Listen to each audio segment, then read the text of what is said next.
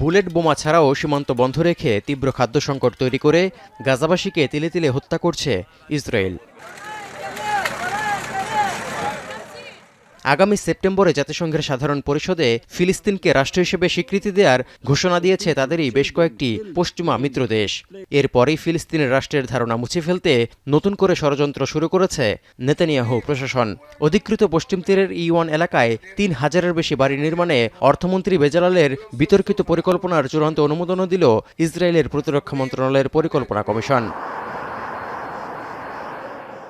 এই অবস্থায় ইসরায়েলি দখলদারিত্বের নতুন পরিকল্পনার তীব্র নিন্দা জানিয়েছে ফিলিস্তিনের পররাষ্ট্র মন্ত্রণালয়, যেখানে বলা হয়েছে জেরুজালেমের পূর্ব দিকের E1 ভূখণ্ড নিয়ে ইসরায়েলের নতুন ছক ওই অঞ্চলে বসবাসকারী ফিলিস্তিনি সম্প্রদায়কে বিচ্ছিন্ন করবে এবং দ্বিরাষ্ট্রীয় সমাধানের সম্ভাবনাকে ক্ষুণ্ণ করবে। Israeli are planning for new settlements in the West Bank. All settlements are against the law, against the agreements since Oslo, and we agreed that there should not be any unilateral action of the Security Council 2334, which considers all settlements in Gaza and the West Bank and East Jerusalem are illegal. Include the whole world voted, including the American administration. القرار اللي صدر عن الحكومة الإسرائيلية هو قرار خطير جدا، يعني إذا يعني تكلمنا فيه أو تخيلناه يعني على أرض الواقع. পশ্চিম তীরে Israeli বসতি স্থাপনকে অবৈধ বলে মনে করে বেশিরভাগ আন্তর্জাতিক সম্প্রদায়। খোদ ইসরায়েলিরাও মনে করেন E1 ভূখণ্ডে বসতি স্থাপন তাদের ভবিষ্যৎকে হুমকিতে ফেলতে পারে।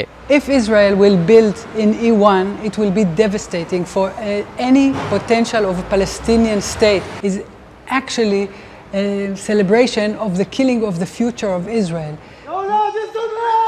পশ্চিম তীরের E1 এলাকায় ইসরায়েলের বসতি স্থাপন পরিকল্পনা এবারই নতুন নয়।